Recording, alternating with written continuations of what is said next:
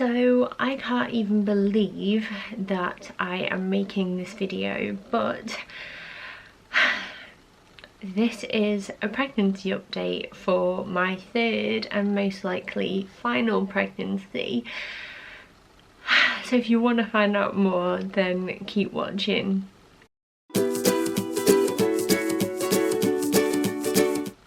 So I have to say, if you're watching this video right now, you are probably as shocked as I am, and I'm going to be really upfront and honest from the get-go. This pregnancy has taken us quite by surprise, and I found out yesterday. I still can't believe I'm doing this.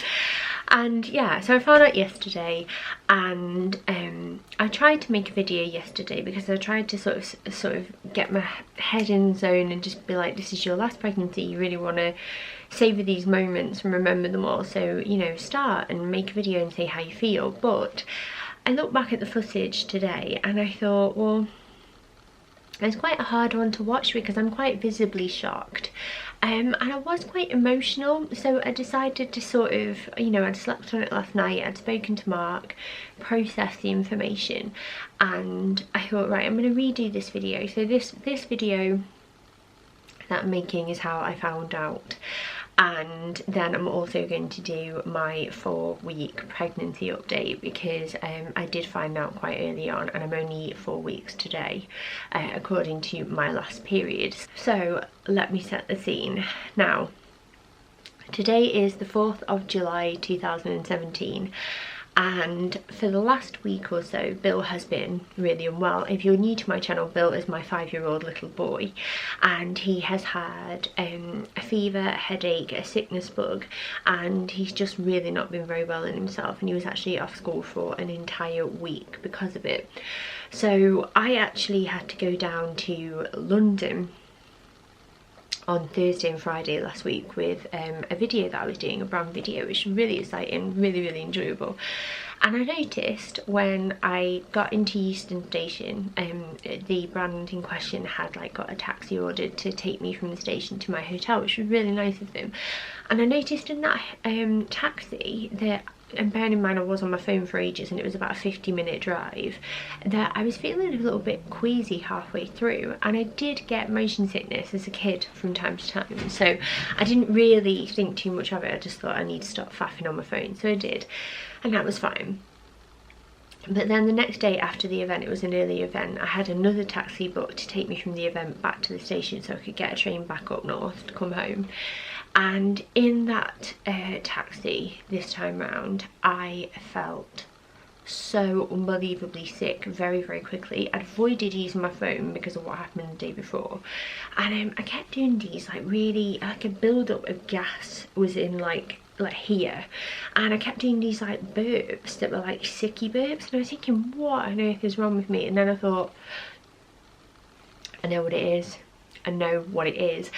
I've got Bill's bug, I've got the same bug that he has, and like, oh, I hope I can get back on the train okay without feeling too bad.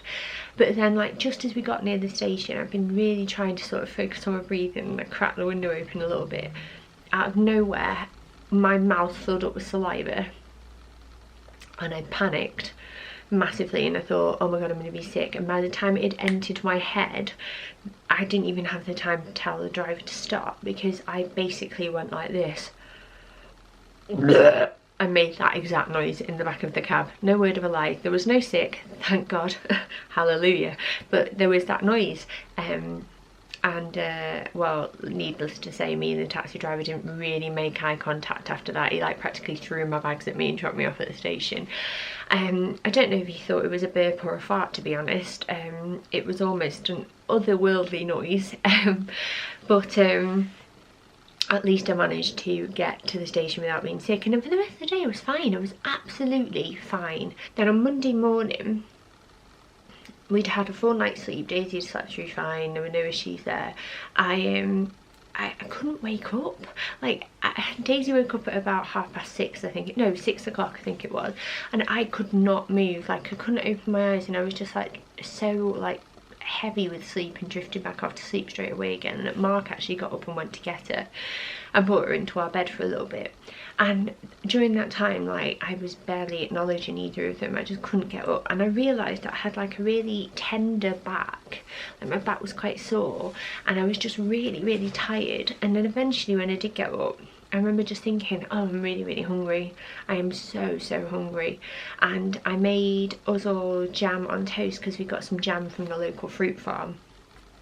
And I really wanted to try it, but normally I wouldn't eat that because obviously I've lost 3 stone recently, so I tend not to eat things like that anymore.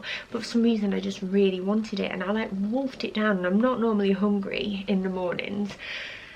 And I just kind of thought it's a bit weird, like, what is wrong with me at the moment? I seem to be a bit of a dustbin, like I'm just eating everything. And I still felt a little bit queasy, and I thought, you know what, I'm 100% certain, like, I don't feel well. I've been waking up with like feeling really tired and almost feeling a bit hungover when I can't be. And I bet you any money that I've got this virus. And I thought, right, well, what I'm going to do is that I'll take a pregnancy test just to rule that out, because every time you feel queasy and you're a woman of childbearing age, you take a pregnancy test, don't you? Because we all panic, we all do that. And I've got them, where are they? I have these, and these are pregnancy tests that I have from when I was trying for Daisy. Bearing in mind Daisy is only 14 months old, so you know, if you followed my channel for a while, you know that we weren't trying for a baby right now. Like, I didn't really class myself as ready, but this is what they look like. They come in a little packet, and then inside they're like these little strips, and you just dip them in your wee, hold them, wait for a line, and if you get, you know, if you've got 2 lines, then you're pregnant. So I did one of them, but you know when you really don't think you're pregnant, so you just think, just leave it on the side for a bit. So I left it on the side in the bathroom. I used a plastic wine glass to wait in, because that's the kind of person that I seem to be. And I went on with my morning. I had a shower, got the kids ready for the school run, got Bill dressed in his uniform, they were brushing their teeth, and I did my makeup quickly and got dressed. And then I was about to leave, and I walked past the bathroom and saw the wine glass still with a bit of my wee in, so I thought, oh, I better take that down and get rid of it. And I thought, oh yeah, I've not really looked at the test, and like, obviously when I first took it, I looked at it, couldn't see anything like right away, and I thought it won't be anyway. So I picked it up and went to go and put it in the bin, and then I went, hang on a minute, and I was convinced I saw a very faint line. And I have this test now, and I have some subsequent tests that I've taken, so I'm going to show you. Now this test, for some reason I thought it would be a really good idea to then throw it in my coat pocket, so I could like show a friend on the school run, or just have it with me, because I was about to leave and I just had it, and I was like, in the coat pocket it goes. So it's a little bit like, oh, that's it, it's seen better days. But I'm going to try and show it to you now, and then hopefully you can see this very faint line. So I don't know if you can see, but it's around about here, and it is a very faint line. And I actually don't know how I managed to pick it up. Obviously this is oxidized a bit now and is a little bit older, but you know, it was there enough for me to see. I took a photo of it, sent it to Mark, and I was like, is that what I think it is? And he was like, oh, I don't know, I just don't know if I can see anything. And then let me try and work out which one of these is which. I've taken 2 since. One was last night and one was this morning, and I'll show you these as well. And I don't know if on there, but you can see 2 kind of faint lines on there. So as I said, like, this is it is quite early, and I had that first test anyway, and then I thought, right, I'm gonna go to the shops after the school run, I'll drop Bill off, and I'll go and get a proper test there. And then, so I told my friend on the school run, she's like my best friend, our boys are in the same year, and I showed her the test, and she was like, oh no, I actually think I can see something. And then she was like, right, we need to go and get you a test. So me and Suzanne went off to Waitrose at the worst time of the day, because everybody is relatively nearby. Waitrose is like the first shop, and everybody after the school run goes and gets like a free coffee or does a quick shop if they need it. And like, you see every mum and their dog in there. And I was like to Suzanne, this is really bad because someone's going to see us. So we like looked on the shelf, and there were either these really cheap Waitrose ones, which I'll come into in a minute, or there were, the clear blue digitals, and I didn't really want to like go back out and walk down to Boots, which is further along. I just thought, right, I'll just get the clear blue digitals because I've used them before and I know that like I trust them. So I picked these up, and we like went to the self-service checkout till like it was like contraband, and was trying to hide it under my sleeve and like quick pay for it and leave. So we hightailed it out of there, and we got back to my house, and she was like, right, do you want me to come in or do you want to do it on your own? I was like, come in, I need you to come in. So she had Daisy in the living room and I went to the downstairs toilet. I peed on the test, I peed on my hand. Some things never change. And I put the lid back on, washed my hands and walked back in, and I was like, right, so we wait. And we started making mindless chit chat about my nail polish colour, and like I was then, like, we were chatting away trying to make it really normal, and I was like, Suzanne, I'm so nervous, I'm so nervous. And I kept looking and I kept going, oh, and she was like, what is it? And I was like, oh no, it's not come up yet.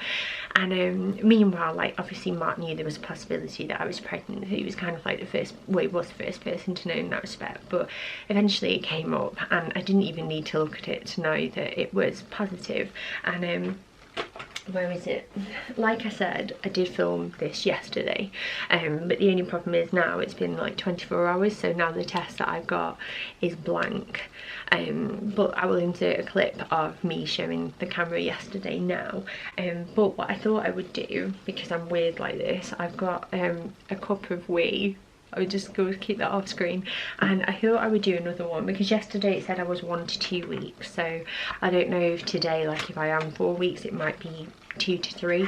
I'm not going to panic too much because I know that these things take time, but I thought, right, I will dip this now. A live pregnancy test, well, live in July. By the time you see this, it'll be old news, kids, but let me open it and we'll do it. Right, let's do this then. Right, so the little, can't believe I just put P on camera, that's weird. Right, the little thingy, I don't know if you can see that, but the little egg timer is flashing. So what I'm going to do is just leave this to one side for a sec and just sort of talk about where my head is at. So obviously, as I said at the start of this video, this is not a planned pregnancy. With that in mind, Mark and I were planning on a third baby, but we weren't going to try until 2018 came along, and there are various reasons for that. First one is that we've only got a 14-month-old as it is and a 5-year-old, and we weren't quite ready yet, I guess you could say. The second reason for that is obviously because of the syndrome that I have and consequently Daisy has.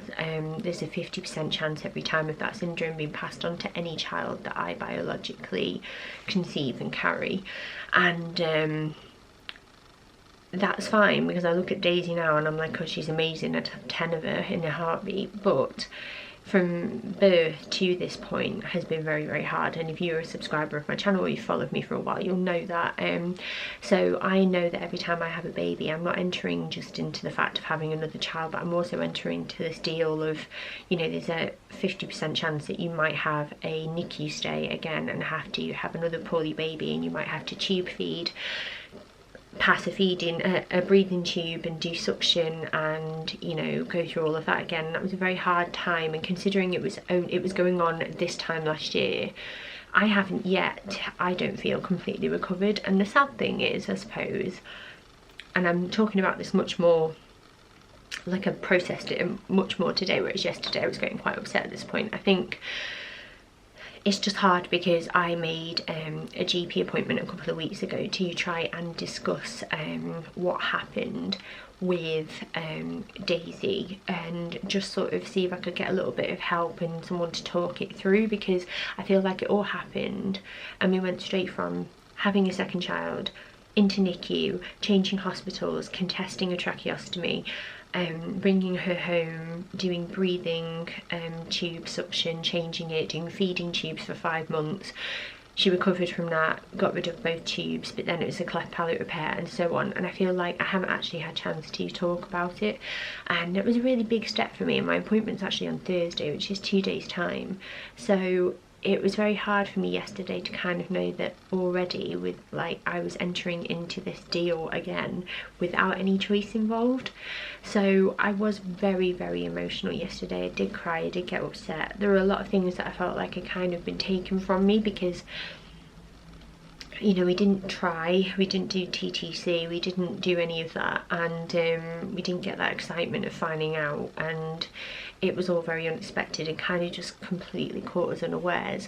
And then obviously, like, you know, we did have plans for the rest of this year. We've got a holiday on, what, in August for Mark's 30th birthday. We were planning on, you know, having loads of cocktails when the kids were in bed and, you know, enjoying ourselves on the balcony as they slept. And, you know, we wanted one more Christmas where I was able to sort of like, you know, have a mulled wine and enjoy myself. And, you know, there were just a lot of things that we wanted to do as a family of four, and we wanted to enjoy this family of four for longer. But the world works in very mysterious ways, so I have to say that part of me deep inside is hoping that this baby, well, this baby is meant to be, and I'm hoping that with the shock and surprise of having a surprise pregnancy, maybe we might be lucky that this baby is okay and doesn't have my syndrome. And my head sometimes works like that, that maybe if I take a payoff with one thing, I might get something else instead, and we can only hope. The decision is made in my tummy right now, there's nothing I can do about it, and we can just only hope. So that's that really. So who wants to see what the test says? Because I've got it here, let me show you. So that is still 1 to 2 weeks pregnant, which is what I kind of expected it to be. My last the first day of my last period was the 6th of June, and that makes me today exactly 4 weeks pregnant according to that, but it could be slightly off, it could be slightly more. So we'll just have to see. I might buy a few more of these and take a test like next week just to see that hopefully that is progressing, but I'm not going to panic about it too much. And yeah, that is how I found out I was pregnant. That's how I'm doing at the moment, and I am going to move on now to filming my 4-week pregnancy update, letting you know about symptoms and stuff like that. But yeah, I will leave you there. So if you're newly pregnant, hopefully you will find these updates really useful and you'll be able to enjoy my journey, you know, alongside me. That would be really lovely. So make sure you subscribe if you are new to my channel, and yeah, wish me luck. Hopefully if you're seeing these videos then everything has gone okay with this pregnancy so far, and I'll be able to give you a real-time update very, very soon. But yeah, thank you so much for watching, and I'll see you next time. Bye.